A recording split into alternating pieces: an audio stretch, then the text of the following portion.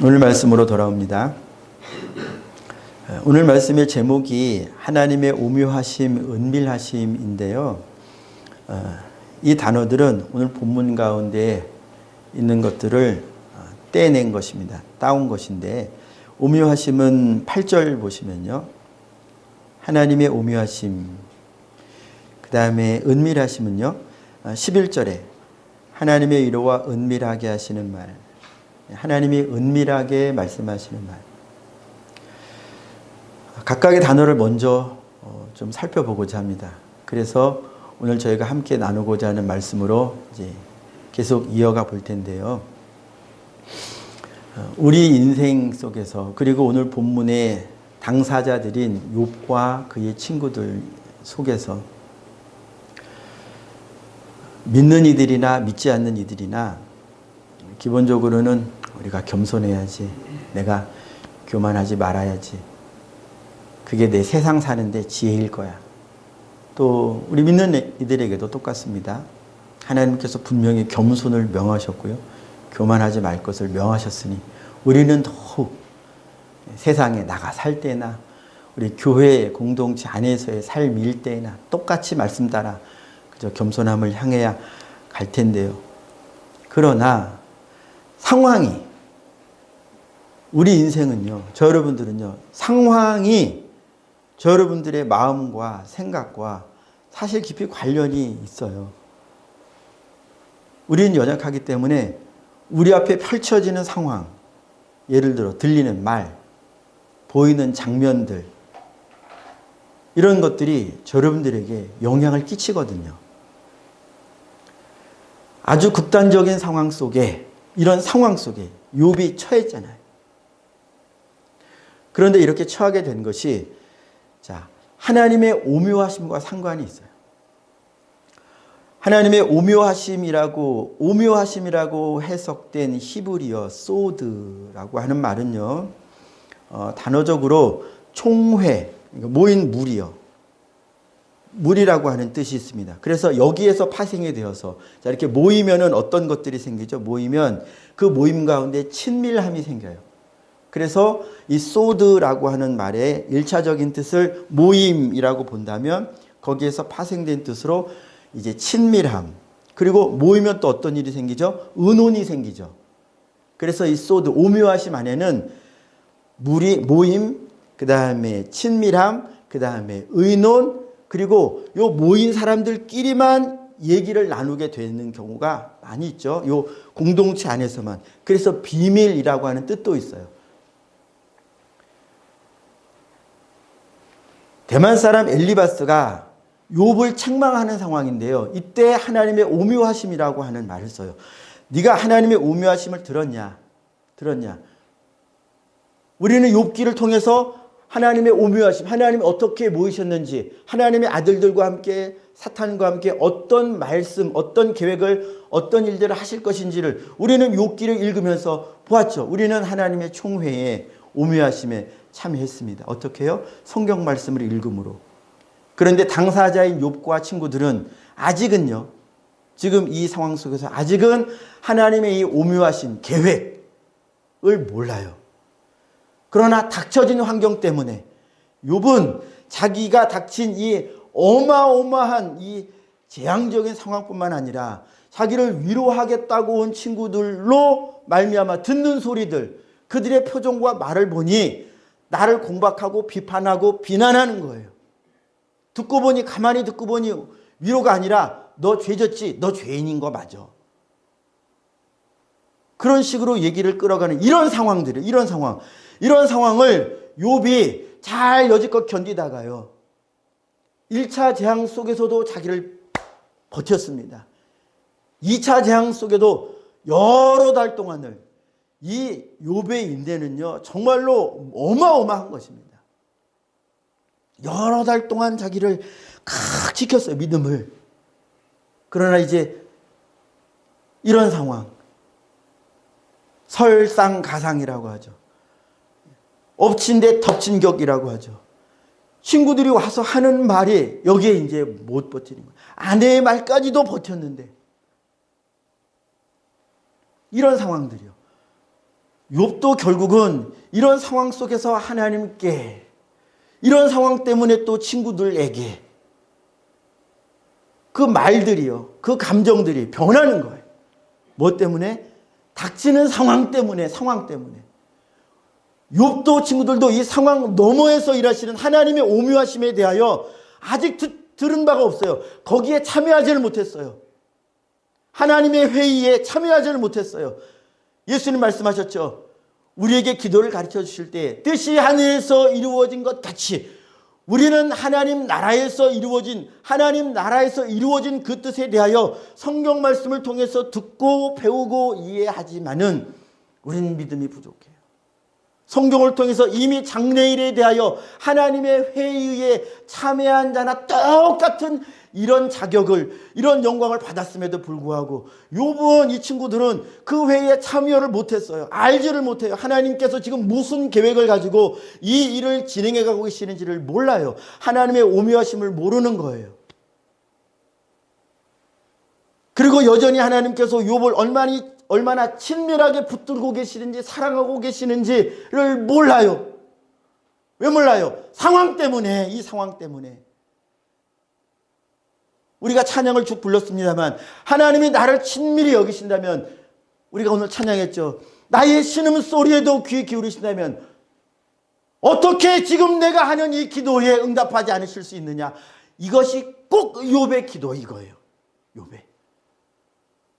어떻게 나를 이렇게 대하실 수 있느냐. 하나님의 천지만물을 진행해 가시고 주권이 하나님께 있는 걸 내가 뻔히 아는데 어떻게 내 삶에 이런 일이 있을 수가 있느냐. 하나님 내게 대답 좀 해주세요. 대답 좀. 대답이라도 하시면 내가 마음이라도 시원하지. 그러나 욥은, 친구들은 하나님의 회의에 참여하지를 못했어요. 그러나 하나님이 나라에서 이루어진 그 계획은요, 지금 땅에서 이루어지고 있잖아요. 욥과 친구들 사이에서 지금 이루어지고 있잖아요. 그러나 당사자들은 모른다 이것입니다. 당사자들은 상황 속에 매여 있어요. 여러분들은 지금 상황 속에 매여 있습니까? 상황 속에 매여 있습니까? 우리의 판단과 생각과 바라보는 것은 상황을 넘어가지 못하고 있습니까? 아니면 상황 너머를 보여주고 계시는 성경 안에 있습니까? 또 은밀하게 하나님께서 이제 욥에게 은밀하게 말씀하신다고 엘리바스가 얘기를 해요. 저 여러분들에게도 똑같습니다. 예수님이 마태복음에서 6장에서 구제, 기도, 금식이라고 하는 매우 중요한 신앙 행위를 가지고 우리 믿는 이들이 은밀하게 이 일들을, 믿음에 속한 일들을 은밀하게 행해야 할 것을 말씀하셨어요. 그리고 예수님이 뭐라고 말씀하셨냐면 우리가 사람을 보도록 하지 않고 은밀하게 계시는 하나님. 이게 무슨 말입니까? 은밀하게 계시다고 하는 얘기는 내가 느낄 수 없다는 거예요. 내가 금식 기도를 하는데 하나님이 이 금식 기도를 받으시는가 안 받으시는가 내가 느낄 수 없다는 거예요. 느낀다면 은밀하게 계신다고 주님이 표현하지 않으셨을 거예요. 내가 찬양을 해요. 기쁨도 느껴요. 그러나 내 찬양을 받으시는 것을 하늘문이 쫙 열려가지고 하나님이 기뻐 받으시는 것이 내 눈에 보인다면 좋겠는데 우리는 믿음으로 찬양한다 이것입니다. 하나님이 내 찬양을 받으시는구나. 믿어야 되는 거예요. 우리 믿음의 모든 행위들이 믿음에 속하게 하기 위하여 하나님은 우리의 모든 행위들과 모든 말들과 모든 생각들을 다 알고 계신다. 그런데 어떻게 알고 계시냐? 티나게, 편하게 막 불을 내리시고 지진을 일으키시고 소리를 막 내시고 급하고 강한 바람을 일으키시고 이렇게 안 하고 세미한 음성이요. 내 마음 속에, 내 생각 속에 말씀하시는 그 세미한 음성으로 우리의 모든 행위를 믿음에 두시기 위하여 하나님이 표를 안 내시는 거예요. 티를 안 내시는 거예요. 그래서 기도를 할 때도 믿음으로, 찬양을 할 때도 믿음으로 나를 아신다, 나를 보신다, 내 마음을 아신다, 내 마음을 보신다. 그래서 내가 진실로 했으면 하나님은 반드시 주님이 뭐라고 하셨어요? 은밀한 중에 갚으신다 그랬어요. 그러면 보시는 것도 은밀하게 티나게 안 보시고요. 갚으시는 것도 은밀하게 갚으신다 그랬어요. 그러니까 눈을 부릅뜨고 하나님께 기도한 자가 하나님의 응답을 바라고 기대하고 있으면 하나님의 응답을 볼 것입니다. 야, 이렇게 내게 응답하시는구나. 그러나 기도해놓고 까맣게 잊어버리면 하나님의 응답이 있는지 없는지 모르게 돼요. 그래서 어떻게 돼요? 원망해요. 나 전에 그렇게 기도했는데 된 거야, 안 된 거야? 맞다, 나 그렇게 기도했었지. 심지어 우리가 마음을 다해 기도하지 않으면 내가 그런 기도를 했었나? 어떤 상황을 만났어요. 내가 이 상황에 대해서 기도했었나? 했을 거야. 안 했나? 모르게 돼요. 왜요? 기도해놓고 기도를 일러두기식 기도를 해놓고 나는 그 기도에 대해 더 이상 관심을 안 두니까. 하나님의 갚으심도 은밀하심이에요. 은밀하게. 은밀하게 갚으시기 때문에 세상 사람들이 잘 모르는 거예요. 잘 모르기 때문에 갚으심을 받은 자들이 자랑을 해야 돼요. 이게 뭐예요? 간증해야 된다는 거예요. 내가 이렇게 하나님의 은혜를 받았습니다. 세상 관점에 사로잡힌 자들은요, 그 얘기를 가만히 듣고 있으면은요, 그런 생각할 수 있어요. 그거 우연히 된 거 아니야? 어떤 사람도 그런 일이 있었다던데? 우연히 된 걸 거예요. 그거 이렇게 해서 된 거지. 그게 뭐 하나님께 기도해서 된 거예요.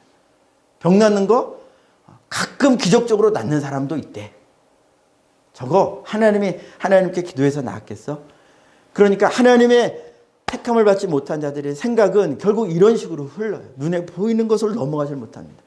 그러나 하나님께 기도한, 믿음으로 기도한 자는요, 은밀한 중에 갚으시는 하나님을 신뢰하기 때문에 결국 은밀하게 나만 듣는 거예요.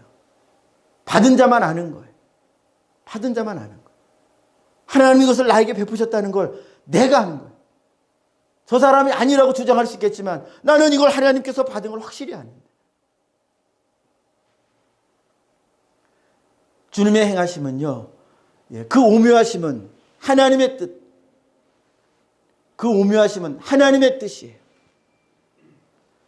그리고 은밀하심은요, 그의 뜻을 이 땅 가운데, 여러분들 삶 가운데 이루시며 또한 심판하시는 거예요.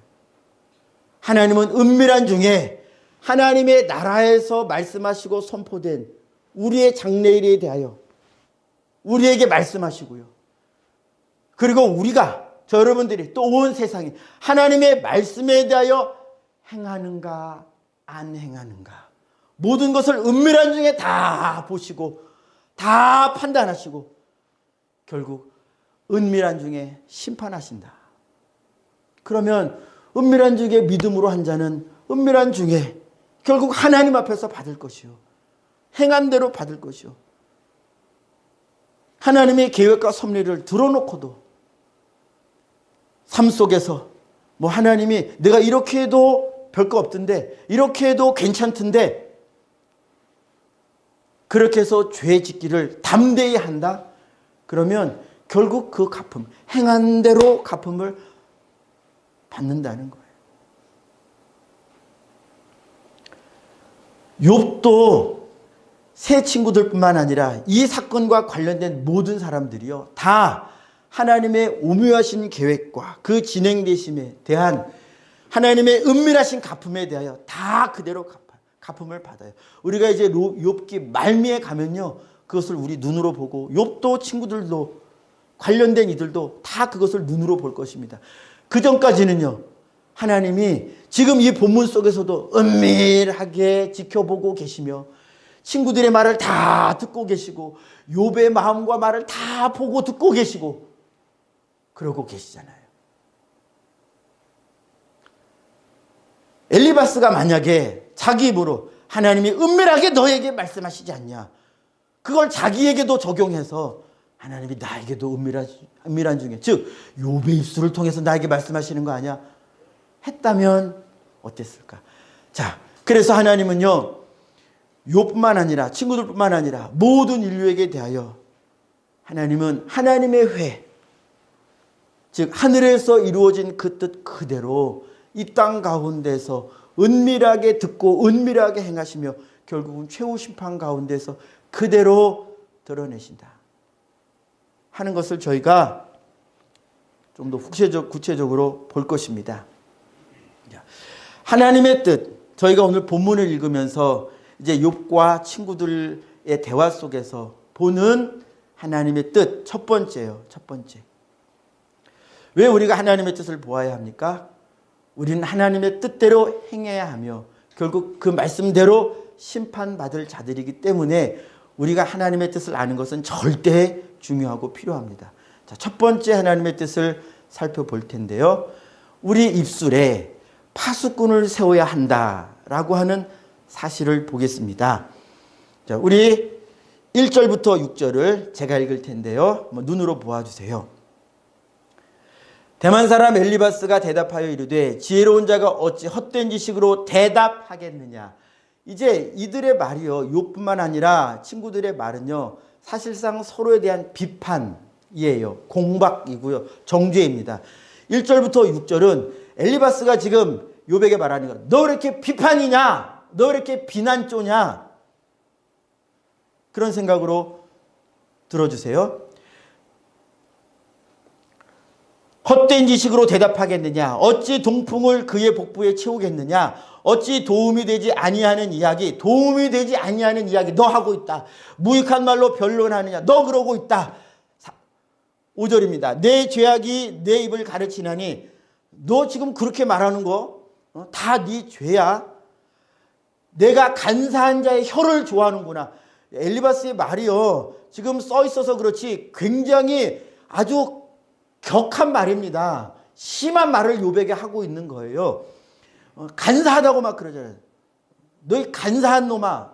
제가 좀 그런 표현을 써서 죄송합니다만 이를테면 그런 식이라는 거예요. 지금 6절도 계속 봅니다. 너를 정죄한 것은 내가 아니요 너의 입이라. 너의 입술이 너에게 불리한 증언을 하느니라. 네가 말한 대로 너 다 돌아갈 거야. 너 그대로 네가 말한 대로 심판받을 거야. 마치 마태복음 7장에서 예수님께서 비판받지 아니하려거든 비판하지 말라. 이 말씀하신 말씀은 이제 형제 자매의 티에 대하여 그거 갖고 자꾸 왈가왈부하지 말라는 말씀이죠. 지금 엘리바스도요, 욥에게 그렇게 하는 거예요. 왜요? 엘리바스가 듣기에 욥이 그렇게 얘기했어요. 욥의 태도가 얼마나 심했냐면요. 자, 12절 보셔요. 12절. 욥의 태도가 이렇습니다. 어찌하여 내 마음에 불만스러워하며 내 눈을 번뜩거리며. 욥이 친구들에게 얘기할 때 눈을 부릅뜨고, 눈을 번뜩거리고. 여러분, 이 태도는요, 조곤조곤 얘는 얘, 아니오는 아니오. 예수님처럼 빌라도가 신문하는 것에 대하여 그렇다. 내가 그렇게 말했다. 당신은 그렇게 말했습니다. 그냥 예 아니오에 대하여 사실만 밝히고 마는 게 아니에요. 지금 욥은요, 분노에 차 있는 태도를 보이고 있다는 것입니다. 그래서 이제 나이 얘기도 하죠. 나이 얘기. 10절 보니까 우리 중에는 머리가 흰 사람도 있고 연로한 사람도 있고 내 아버지보다 나이가 많은 사람도 있는데 너 지금 태도가 뭐야? 이를테면 지금 그런 거예요. 자, 욥의 입술에 나온 말들뿐만 아니라 이렇게 말하는 엘리바스도 마찬가지입니다. 이건 우리도 마찬가지입니다. 우리도 마찬가지입니다.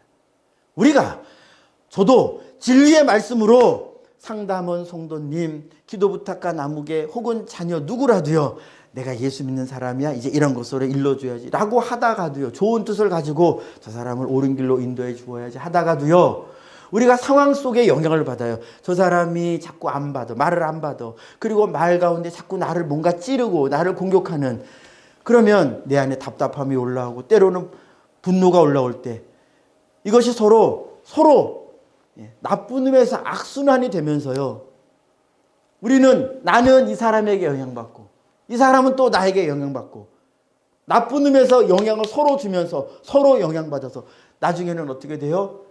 이제 싸웁니다. 언성이 높아져가지고 목사님, 아무개 집사님,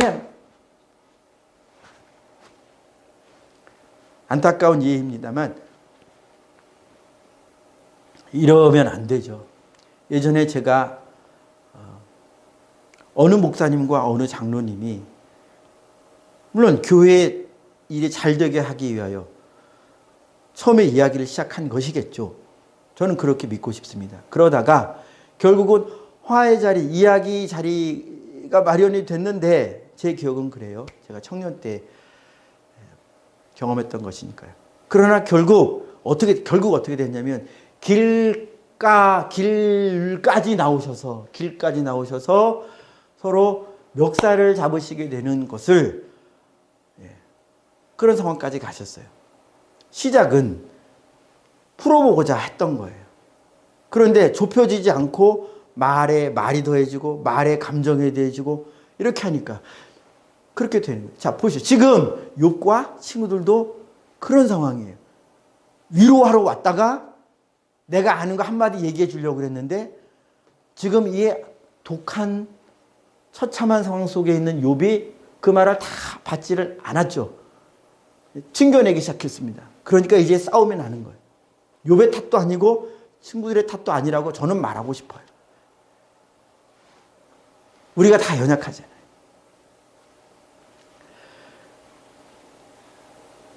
그래서 비판하지 말라. 1절부터 6절의 말씀을 통해서 저희가 얻는 교훈은요. 그럼 여러분들은요. 어떤 일이 있어도 야, 남에게 비판하는 말은 하지 말자라고 하는 예수님의 말씀을 듣자는 거예요. 좋은 얘기 해주겠다고 하다가 그게 비판이 되어버린 격입니다. 지금 이 상황이. 틀림없이 좋은 의도를 가지고 갔다가 싸움이 난 격이에요. 왜요? 왜 그러냐면 듣는 사람이 들을 때 나를 비판했다 이것입니다. 나를 위로하러 와놓고 비판했어요. 그래서 나도 내가 아는 지식을 동원해서 비판을 하는 겁니다. 서로 네가 아니야, 내가 아니야, 나도 한다, 너만 아니야. 이것을 이제 뒤로 해놓고 우리는요 교훈을 받아야 됩니다. 야, 우리는 비판하면 안 되겠구나. 예수님이 말씀하신 대로 절대 비판하지 말자. 비판하는 일이 생기면 결국 싸움이 되고 말아요. 그래서 우리는 우리 입술에 파수꾼을 세워달라고 기도해야 합니다. 시편 141편 3절 말씀이죠. 여호와여 내 입에 파수꾼을 세우시고 내 입술의 문을 지키소서.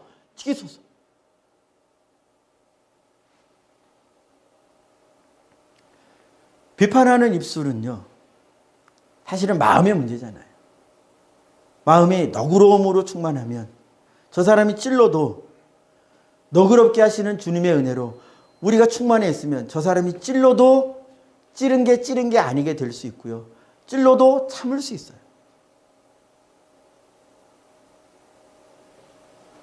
자, 내면이 중요한데요.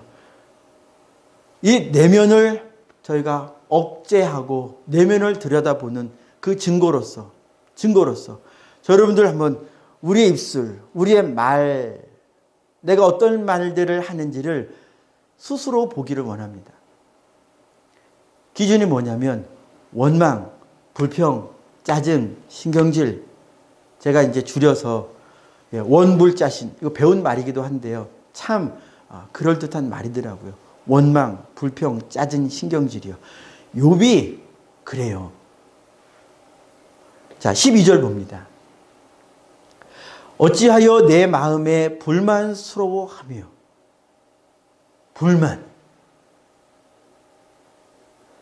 불만이 나오는 거예요. 마음에 불만이기 때문에 입으로 비판이 나오는 거고요. 입으로 원망이 나오고 입으로 짜증이 나오고 입으로 신경질이 나오는 것입니다.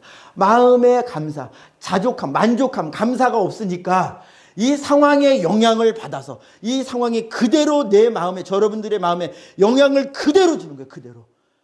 여러분들 마음이 은혜로 채워져 있으면 이 상황이 여러분들의 마음을 좌우하지 못합니다.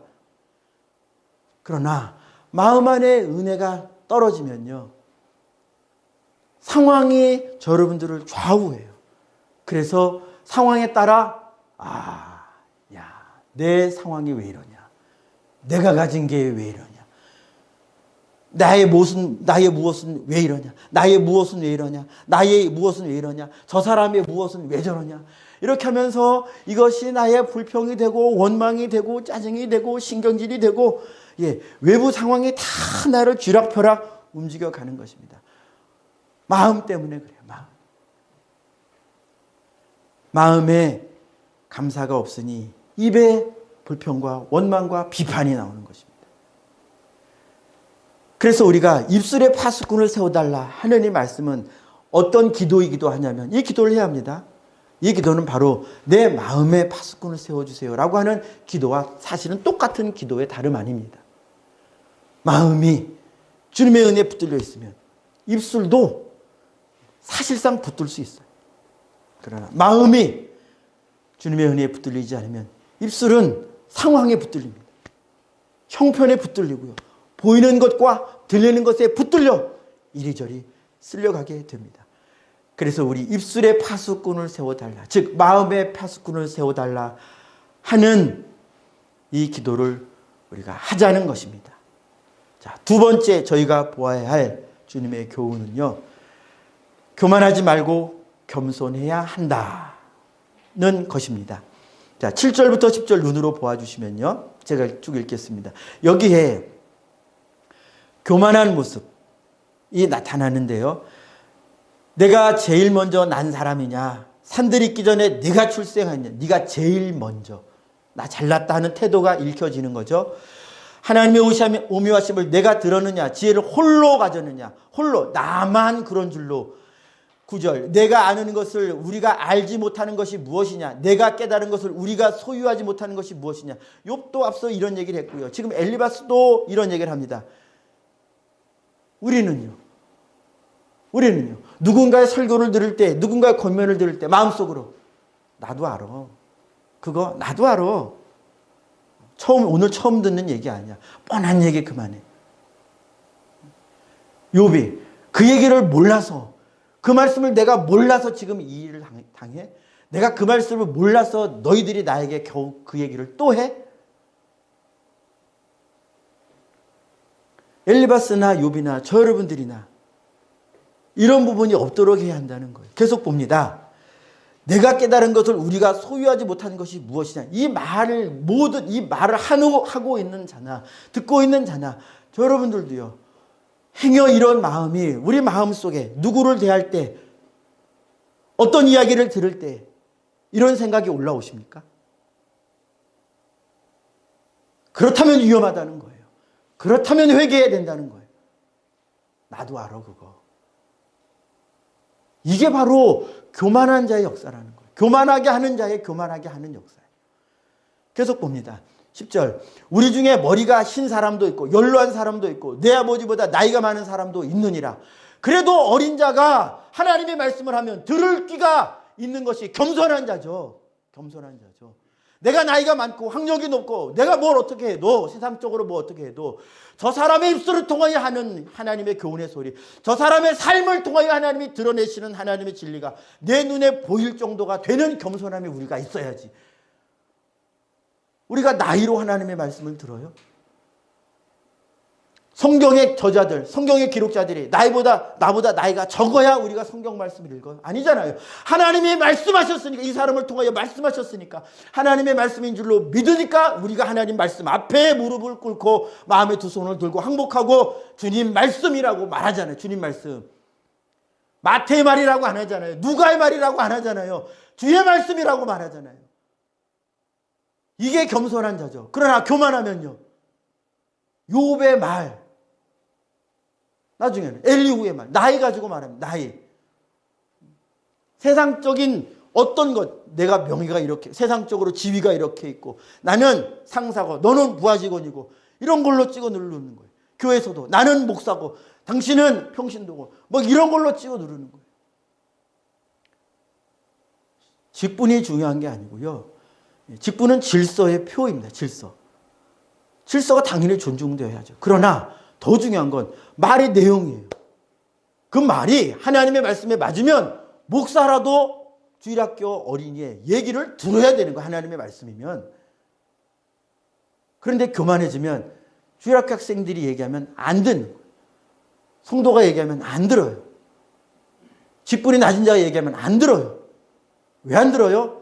나보다 나이가 어려서, 직분이 낮아서, 경륜이 짧아서, 학문이 짧아서, 나보다 기도 시간이 적어서, 나보다 성경 읽은 횟수가 적어서 안 들어요. 이게 다 교만이에요. 다 교만. 겸손하면요, 누구의 입술을 통해서도 하나님의 말씀을 들을 수 있어요. 어떤 상황 속에서도 하나님의 말씀을 들을 수 있어요. 겸손하니까 자꾸 이런 걸 가지고 따지는 거예요. 여러분들이요, 우리 교만하면 안 돼요.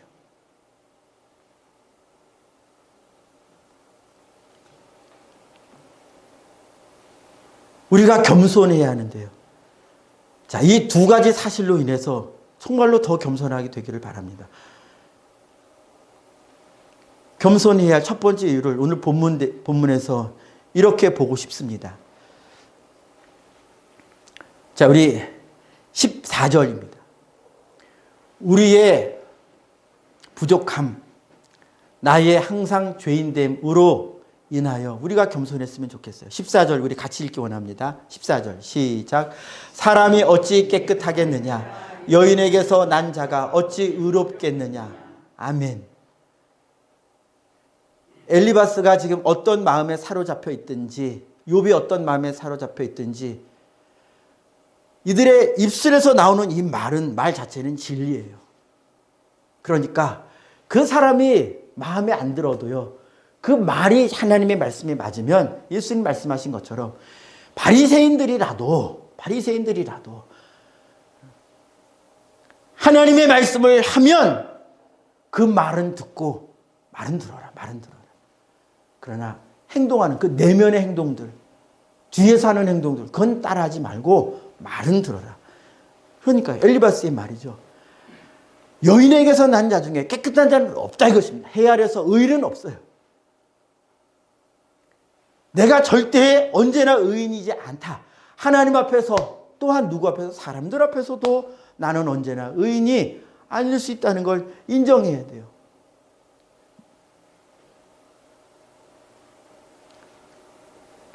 또한 두 번째, 이 사실 때문에 우리가 겸손했으면 좋겠어요. 이런 나를 하나님이 내치지 않으시고, 이런 나를, 깨끗하지 않은 나를 하나님이 버리지 않으시고 구원하시고 사랑하신다는 이 사실 때문에 우리가 하나님 앞에서나 사람 앞에서 겸손하기를 원합니다. 자, 오늘 본문 16절 같이 읽습니다. 시작. 하물며 악을 저지르기를 물 마심같이 하는 가증하고 부패한 사람을 용납하시겠느냐? 아멘. 원래 용납 안 하세요. 죄의 삭은 사망이에요. 용납 안 하십니다. 그러나 로마서 5장 말씀에 보니까 우리가 연약할 때, 우리가 아직 연약할 때, 우리가 아직 죄인 되었을 때 그리스도께서 우리를 위하여 죽으심으로 하나님께서 우리에게 대한 자기의 사랑을 확증하셨느니라. 자, 가증하고 부패한 사람을 분명히 용납하지 않으신다고 하셨는데, 우리가 가증하고 부패할 그때 하나님이 우리를 사랑하셨대요. 아멘. 여러분, 이런 하나님을 사랑하며, 그리고 내가 하나님께 사랑받았을 때가 내가 잘했을 때, 의인이었을 때가 아니라는 것을 성경이 분명히 얘기하고 있잖아요. 하나님이 분명히 저 여러분들을 안으실 수 없는 거룩함이셨고, 우리는 주님께 앉을 수 없었던 더러운 죄인들이었는데, 내가 더러울 때 하나님이 나를 사랑하셨대요. 그래서 우리가 하나님 앞에 겸손해야 됩니다. 또한 내가 그럴 때 하나님께 용납받았던 것처럼 엘리바스요, 욥이요, 저 여러분들이요, 욥에게, 엘리바스에게, 친구들에게, 야, 저 사람도, 저분도 저렇게 연약하구나. 내가 연약할 때 하나님께 사랑을 받아서 구원받았으니 저분의 저 연약함, 어떤 연약함이요? 자꾸 나를 가르치려 들어, 한마디 더해 붙이려고 해, 자기의 지식이 옳은 줄로 알아. 그렇게 자꾸 갑의 위치에 서려고 할 때 나는 싸우는 게 아니라요, 싸우는 게 아니라 사랑하는 거예요. 고린도전서 13장 4절에 보니까 사랑은 교만하지 않고 자랑하지 않는다 그랬어요. 나만, 저 여러분들이 내가 사랑, 저 사람, 당신이 사랑 있는 사람 되라. 우리가 그렇게 주장할 것이 아니라 저부터요. 나부터 사랑하는 자가 되면 그만한 자가 내 앞에 왔을 때 나는 하나님의 은혜의 통로가 되어서 그만한 자가 겸손케 하시는 하나님을 만나게 하는 나는 그런 통로가 될 수 있어요. 내가 그 영혼을 사랑할 수 있다면, 사랑한다면 나는 교만한 하나님 앞에서 부패하고 가증한 그가 하나님을 만나 구원받게 되는 일에 나는 쓰임받을 수 있어요. 저 여러분들이 그래야 된다는 거예요. 그러나 내가 교만하고 내가 그 사람과 맞붙어 싸우는 자가 되는 이상에는 나는 은혜의 통로로서 쓰임받지 못해요. 욥과 엘리바스와 세 친구들이 서로 싸우고 네가 잘났네 내가 잘났네 네 영적 경험이 크네 내 영적 경험이 크네 하면서 서로 비교하고 마음으로 받아들이지 않고 마음으로 낮아지지 않았을 때는 계속 우리가 보는 것처럼 서로 눈을 번뜩거리면서 원망하고 비평하고 싸웁니다. 싸워. 우리가 보고 있는 것인 거예요. 그러나 예수님처럼 내가 죽으면 나를 죽이는 자 앞에서 내가 죽으면 저는 말하는 입장이니까 되게 쉽게 말하죠. 그러나 이게 어렵다는 것을 저는 조금 압니다. 저도 조금은 알아요.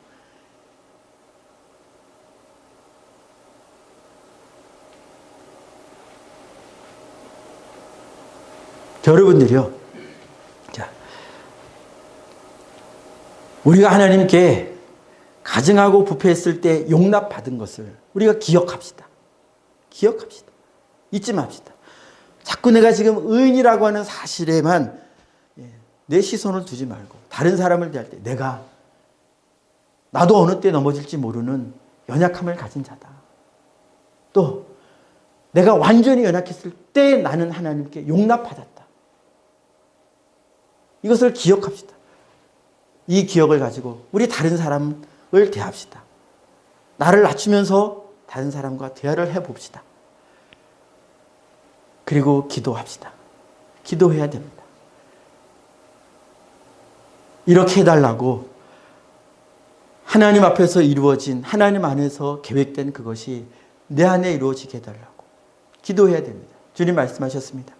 하나님을 사랑하는 일에나 또 이웃을 사랑하는 일에나 우리가 그렇게 사랑하는 자 되어야 함을 말씀해 주셨잖아요. 사랑하지 않으면 언제나 부딪히죠. 저도 사랑이 없는 자여서 안타까울 때가 있습니다.